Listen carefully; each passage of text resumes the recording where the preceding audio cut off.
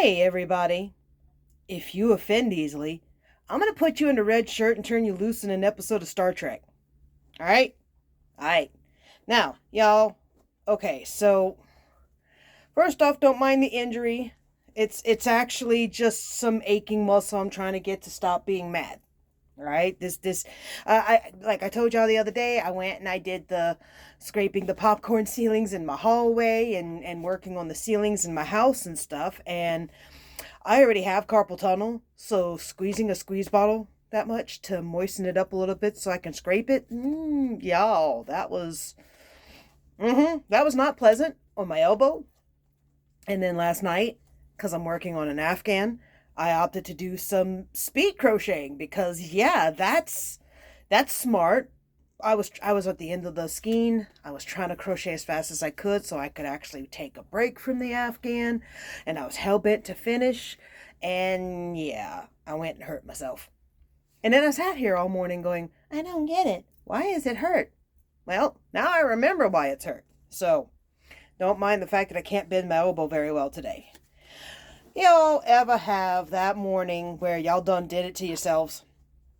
Like seriously, I got this big old headache right now because for some reason, and I guess maybe this is my own fear that catches up to me sometimes.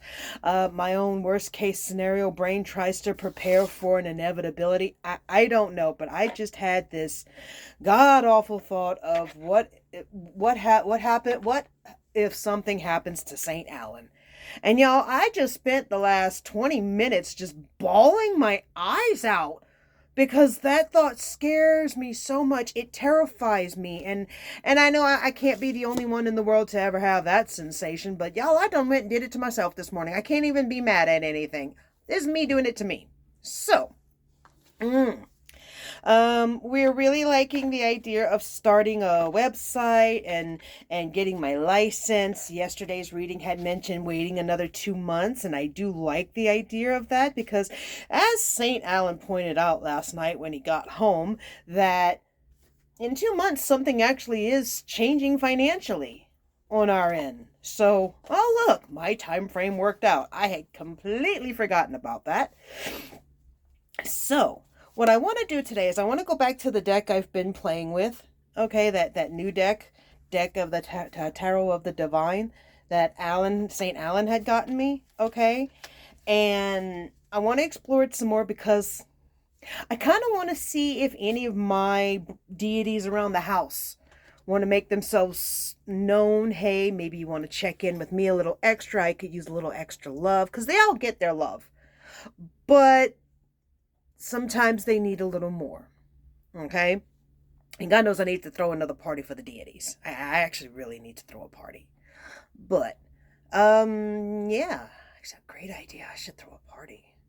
Anyway, and in the meanwhile, I want to see if any of them want to pop up and make themselves known. And I figure if any deck could do it, it actually would be this new deck with all of its different mythologies and imageries and stuff like that. So I want to just see, is anybody in my pantheons wanting to pop up and say, pay attention. So let's see who we get. Four of Swords. Wow. Wow, that is rough. I don't have a wolf that hangs around, but ooh, that, like, I know what Four of Swords is. I just, like I said, I want to get to know this deck and I want to see the mythology behind this, but wow, y'all, take another look at that. Okay, tied, trapped, bound, stuck in position.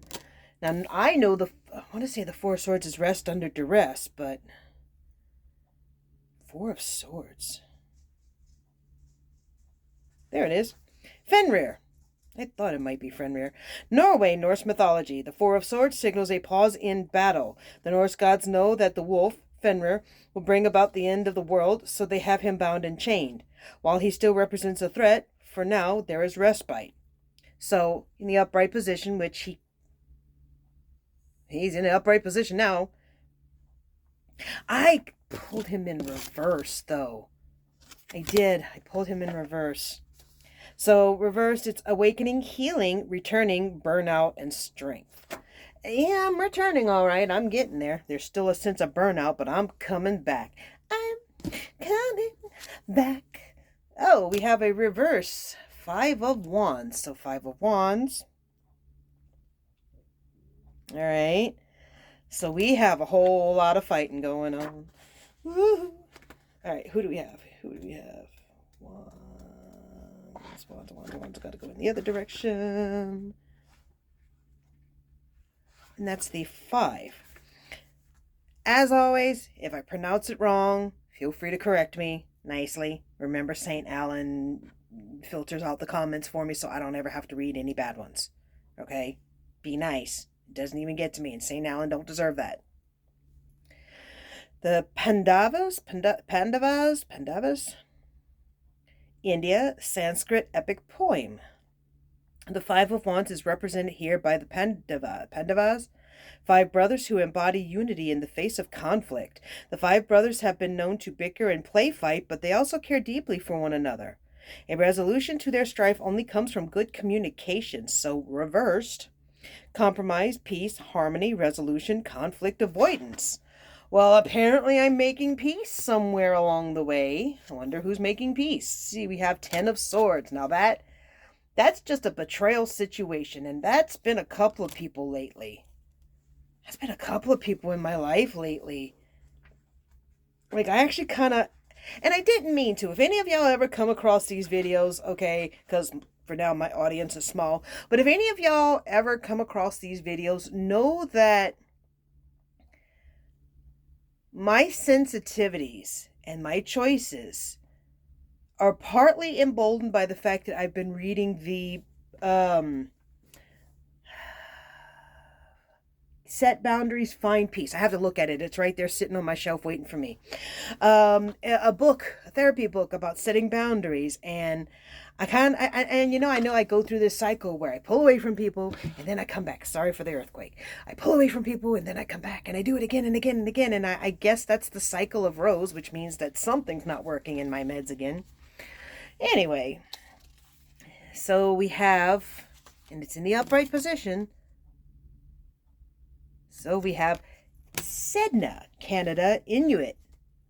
The 10 of Swords represents backstabbing and betrayal. Sedna's father pushes her from his kayak and chops off her fingers when she tries to cling to his boat.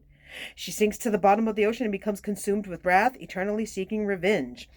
And in the upright position, it's bitterness, betrayal, rock bottom, martyrdom, severing ties. And that's what I did. I chose myself over a bunch of people who I know at least one of them didn't mean to hurt me, but I needed to step away from a situation that did hurt me. And I don't know if I'm ever going to go back to that, because I don't believe that one was malicious, but the hurt still happened and I needed to separate from where that hurt source came from. So we'll see what happens there eventually. But according to this, someone that has hurt me is going to make amends. Or maybe someone I hurt, I'm going to make amends. But it doesn't, I don't know. All right. Page of Swords. We still don't have any of my deities really popping up, but we'll see what happens. Page of Swords. Back at the swords again. And I just randomly cut that too to get the page right after the 10. Princess Parizade, Anatolia, Arabic folktale. The Page of Swords represents youthful intelligence. Princess Parizade uses her wit to succeed where others have failed, her optimism intact through it all. She is a harbinger of new beginnings and new ideas for herself and those around her. So she is reversed, so it's bluntness, cynicism, defensiveness, sullenness, all talk. Oh, well, that's totally me. That's so totally me. I get pissy, I get moody, I don't want to talk to no one. I'm going to be all, yeah, that's all me. That's all me. Okay, so apparently I need to make an amends. Really? I don't feel like I was wrong in that situation, and I don't know. No, I'm going to argue this one. Knight of Swords. Are you kidding me? Y'all, I am randomly pulling here.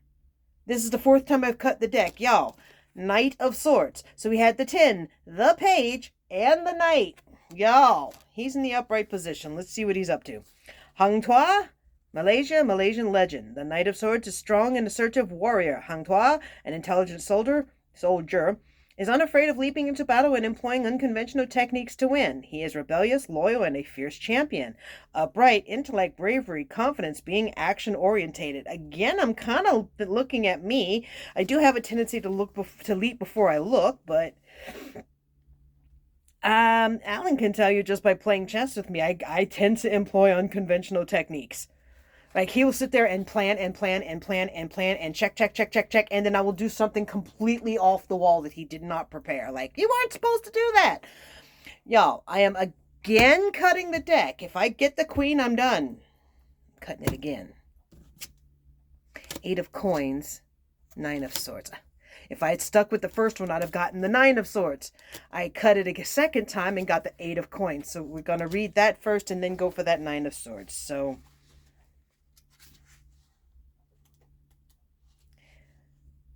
8 of coins. So we're going to show you. We're going to show y'all. Don't fret. Oh, she's mad. She all mad. Looks like me, a redhead who's pissed off. The 6 Swans, Germany, German fairy tale. The 8 of coins represents the long haul, the slow? Well, it's English and I still can't pronounce that either, so don't feel bad. Slow in the middle of a project that needs to be completed. The little princess needs to keep weaving nettles in silence if she wishes to set her cursed brothers free. Oh, that's definitely projects that I'm up to all the time. The reverse, repetition, poor quality, rushing, bad reputation. Yes, I'm in a hurry to finish a lot of projects lately because I slacked off for too long, and that's not good. One must do them properly, and I've been making it a point to try and breathe and just get her done correctly instead of rushing like I so want to do. All right, y'all, 9 of swords in the upright position. Oedipus. Oh, that's just lovely. Oedipus.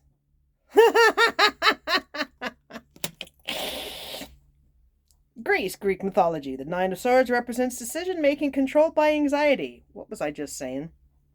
The oracle at Delphi warns the king that his son Oedipus will one day kill him.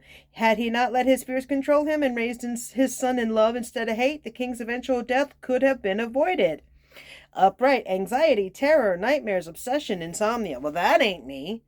I'm sleeping beautifully. I am obsessed with life, my own anxiety, but that doesn't sound like me at all. So we have someone who's going through it really thick and heavy to the point where they're got some mental anguish going on. I'm